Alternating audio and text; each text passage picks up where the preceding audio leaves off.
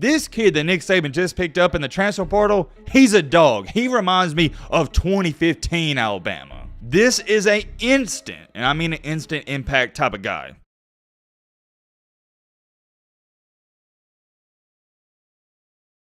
Alabama and Nick Saban just got a huge, and I mean a huge pickup, and you want to know what's really funny about all of this? Nobody's talking about it. This new player that Nick Saban and his staff just picked up might be the most crucial pickup for this Alabama football team, and we may look back on this in about 8 or 9 months and go, yep, that was the missing piece. Let me ask you a question real quick. When we think of Alabama football, what do we think of? Oh, they got all the 4- and 5-star recruits in the world. They have a luxury of players. Well, with this situation, this wasn't even a want, this was a need. Alabama didn't just want this kid, they needed him, and they needed him badly. We're going to talk all about that in today's video. I hope you're having a great Thursday, but also, we got a new and a crazy update on the Jalen Carter situation. Yeah, I know, I'm in the same boat as y'all. I thought we was done talking about this guy, but now there's been a lawsuit filed against him. There's some other minor things going on in the college football world. This is going to be a jam-packed video. Hope you guys are excited to get into this one as I am. All right, Matt, blah, blah, shut crap up. Now, without further ado, let's get into it. First thing is first, I say we start on this video with some of the stuff you guys have sent me on Twitter the past couple of days, or really the past 48 hours. By the way, if you ever want me to talk about something or there's something going on in the college football world you think I should talk about or whatnot, just tag it to me on Twitter or Instagram. It really helps out. Vast Attack on Twitter said, what's worse, this or CBS? For those of y'all who don't know, CBS came out with their rankings a couple of days ago, and yeah, I'll pop up the video right here. I completely lost my mind. They were terrible to say the least. I'll leave it at that. I don't want to get too amped up and go on a complete tangent again,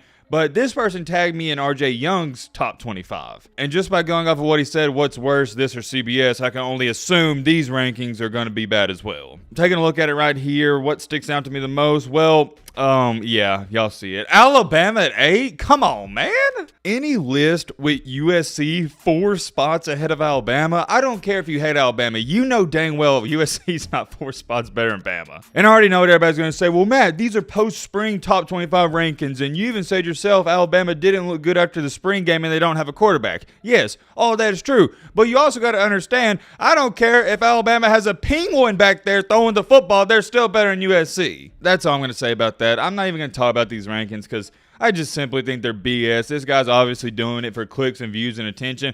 I mean, look right here. Colorado at 22. What are we doing? If you seriously think Colorado is a top 25 team, you've lost your mind. And I mean this in the most disrespectful way possible. If you think Colorado is a top 25 team right now, you need to watch a different sport. You may not agree with everything I say. I may not agree with everything you guys say. But we're all in the same boat here. Nobody should have Colorado in the top 25. All right, let me chill out. Let's get a move on because there's some other stuff we got to look at. There's a couple other tweets you guys tagged me in that I do want to go over, but I'm going to save it for tonight's video, so come back for that. I just really want to get into this Alabama stuff, so let's move on to our second topic, talk about this for only 45 seconds, then get into Alabama football. So, we got the update on Jalen Carter. By this point in time, I'm not giving you a backstory. If you don't know what happened, well, go look it up. Long story short, Jalen Carter and one of his buddies, I believe it was Devin Willock. Yeah, Devin Willock, they were racing their cars and it didn't turn out good. There's been a lot of red flags and question marks about Jalen Carter, but regardless of that, he still got drafted number 9 overall by the Eagles. And I've seen a lot of Georgia fans say, hey, Matt,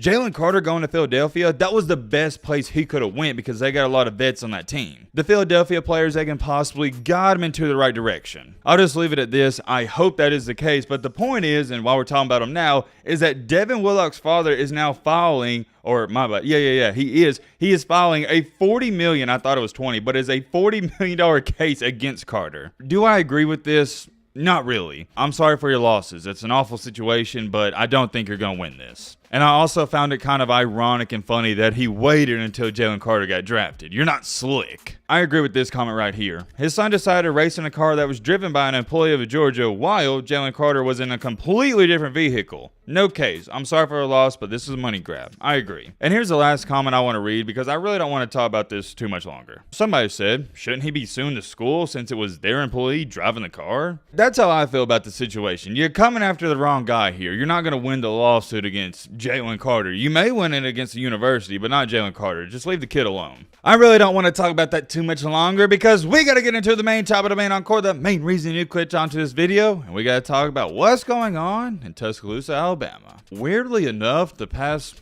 couple of weeks, Haven't heard anything out of Tuscaloosa. For a while there was a big controversy, and it's still a controversy ongoing with the quarterback battle. But now it seems like after spring ball and spring practice, everybody's laying low. That was up until the past 48 hours. Before I tell you who this young man is, let me give you some context to the situation. Alabama lost 3 safeties to the NFL and 3 cornerbacks transfer in the past 3 months. Let me say that again. Alabama lost 3 safeties to the NFL and 3 other cornerbacks, defensive backs, whatever you want to call them. They left the team. I don't care who you are. When you're losing 6, not 2, not 3, but 6 defensive backs, that's going to hurt you. And even if it doesn't hurt you necessarily from a starter standpoint, it's going to hurt you from a lack of depth standpoint. That is very key because backups are really important. We are not playing golf here, guys. We're playing football. Injuries are going to happen. It's not a if, it's not a will they. No, they're going to happen. You need good backups, and 2 of the corners that left that we really could have used was Kyrie Jackson, who went to Oregon, and Jaquez Robinson, who went to Colorado. I think Kyrie Jackson would have fought for a starting spot. As far as it goes for Jaquez Robinson, I don't know about that, but he'd have been a good backup. But truth of the matter is, they're gone. So what did Nick Saban do? Well, he did like he's done best in the past year or 2. He went to the portal and replaced them. 2 days ago, I know I'm a little late to this, so I do apologize, but 2 days ago, Alabama landed Louisiana Lafayette defensive back Trey Amos. Is it Trey Amos or Amos? I think it's Amos, so I do apologize if I am saying that incorrectly. You may be wondering, yo Matt, you're normally on top of things. Why did you wait 2 days to talk about this? That is a great question, and I have an even better answer. Those past 2 days, in my free time, I've been watching film on them. Because I didn't want to come up here and hype up a kid that really ain't that good. That's not what I'm about. I couldn't sleep at night if I did that. I'm not going to lie to you guys. There's no way I could do that. So the past couple of days, when I've had some free time, I watched this film at Louisiana Lafayette. I don't know why I'm calling them Louisiana Lafayette. I could just call them Louisiana, but you get the point. Or I actually should call them this because I like this way better. Sounds cooler. The Raging Cajuns. What about that? To give you some perspective, Trey Amos here is coming in at roughly 6 foot. I've seen some sites give him 6'2". I don't think he's 6'2". I think he's more so of 6'1", about 195, 200. Pretty good size. He's already built. And that's the thing I love about the transfer portal when you do get a kid like this.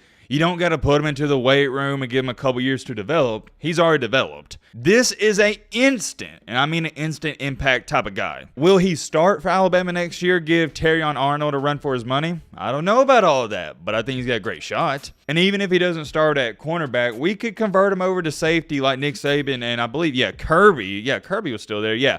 Kirby liked to do with Minka Fitzpatrick. Because if you're a Bama fan, you already know Minka Fitzpatrick, he played everywhere in the field, and he was really good at it. As to where it stands today, not gonna lie to you guys, do I think he's on that level of a Kool-Aid McKinstry lockdown and shutdown corner? No, I do not. I think he could get there one day, but right now I gotta see a little bit more out of him. But you wanna know why I'm so high on this kid? You wanna know why I'm making this video? Because he's a physical cornerback. And in Alabama, that is what we need. I'm tired of us having soft cornerbacks and safeties. I'm tired of it. I'm sorry. And it's no disrespect to the previous cornerbacks and safeties we've had, but we need some dogs. This kid that Nick Saban just picked up in the transfer portal, he's a dog. He reminds me of 2015 Alabama. He has that fire inside of him. He's a physical cornerback. I think a good comparison is Eli Ricks last year. Unfortunate that Eli Ricks didn't really pan out. That situation was weird, but at least we got this kid now. And the coolest part about this is a young man who nobody's going to talk about for the next 3 or 4 months. Nobody. I guarantee it. And I'd also go on a limb here and say 85% of y'all have never heard of him. But I'm telling you,